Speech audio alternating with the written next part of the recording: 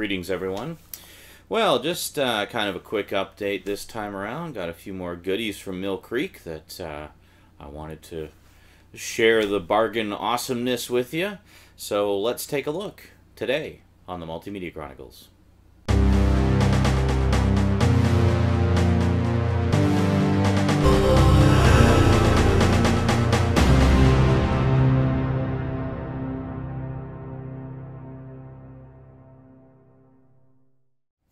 Welcome back. Well, first off, you may recall a while back I picked up this lovely tin set of all piles of Sherlock Holmes stuff. We've got the complete 39 episode of the American series, The Adventures of Sherlock Holmes, which features introductions by Christopher Lee, and good stuff. We got some other films. We got The Sign of Four from 1932, The Triumph of Sherlock Holmes from 1935, Murder at the Baskervilles from 1937, The Woman in Green from 1945, A Study in Scarlet from 1933, Sherlock Holmes and the Secret Weapon from 1943, Terror by Night from 1946, and Dressed to Kill from 1946. And we got a whole bunch of different actors playing Holmes in these as well. We got Arthur Wantner in the early 30s ones, and then of course we got Basil Rathbone in most of the ones in the 40s. Got Reginald Owen in A Study in Scarlet from 1933. Yeah, good stuff. Not too bad at all. Oh, and The Adventures of Sherlock Holmes stars Ronald Howard. Yeah, who I've never heard of before. But anyway, very nice set. But this isn't actually the one we're here to talk about, because I talked about it in previous videos. To add to the Sherlock Holmes collection, Mill Creek, of course, mentioned on the back here that when they mentioned the introductions by Christopher Lee on the TV series, that he later reinvigorated the role of Holmes in later features. And, well, they've released the later features. So here you go. We have actually a mini-series of Sherlock Holmes adventures starring Christopher Lee as Holmes and Patrick Macnee, who some of you may know from The Avengers. No, not the recent movie, but the 60s sort of tongue-in-cheek spy series.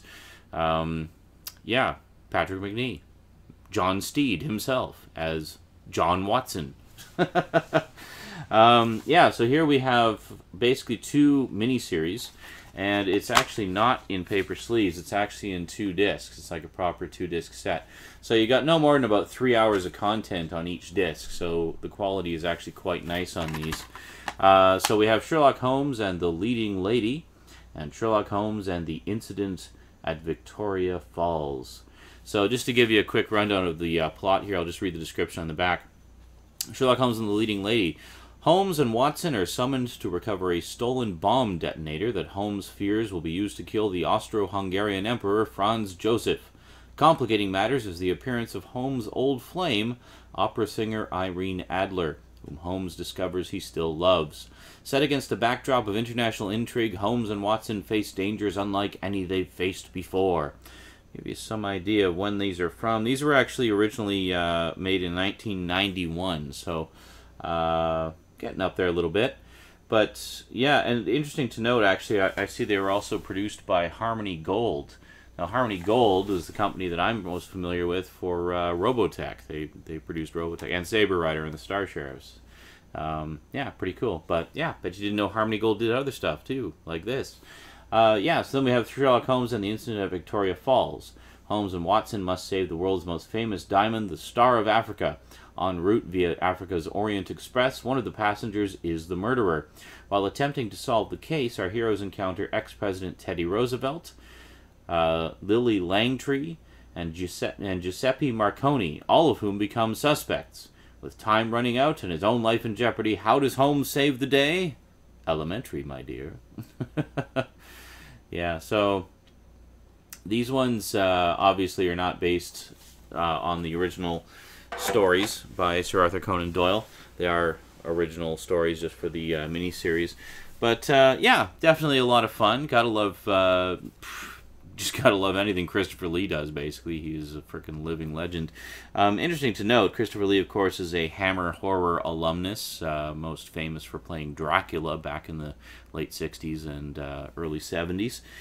But also in those old Hammer films was, of course, Peter Cushing, often playing the role of Van Helsing. So Lee would be Dracula, Cushing would be Van Helsing. Peter Cushing has also played Sherlock Holmes in the past. If you shop around, there's some sets of those floating around out there as well. So yeah, in true Mill Creek fashion, you shouldn't expect to pay too much for this set. Probably, I'd say, typically around 10-15 bucks usually. And not too shabby for 6 hours of classic Holmesian entertainment with one of the finest living British actors today. It was just bubbling over with awesome. Alrighty, so what else did we get? Well, a couple more additions to the sitcom collection. I actually picked these up on Black Friday. We got Season 3 and Season 4 of Third Rock from the Sun. Yeah, not too shabby. There's a lot of entertainment in here. Season 3 is actually 27 episodes, and Season 4 is 24. And these are both 3-disc sets, I believe. Yes, they're both 3-disc sets. Now, these ones do have the paper sleeves, but hey, what can you do? In terms of extras, let's see what we got here.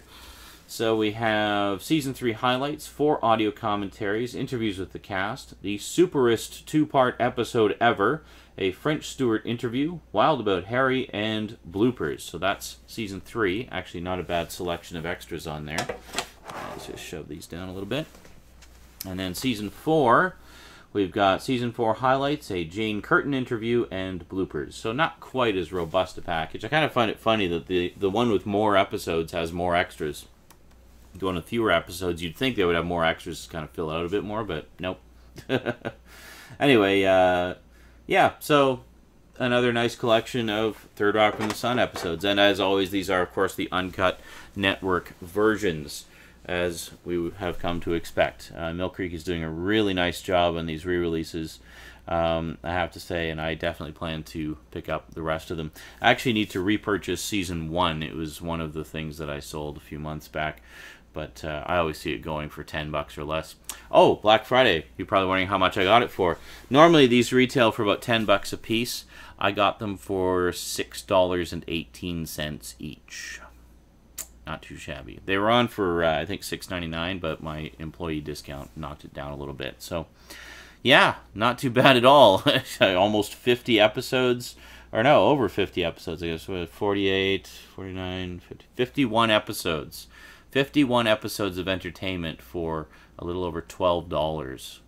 That's not too bad at all. Yeah, so there you go. Available now from Mill Creek.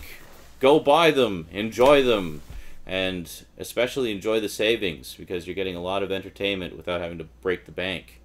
Gotta love Mill Creek. I know I do. Alrighty, talk to you guys later. Until next time, thanks for watching, and sayonara.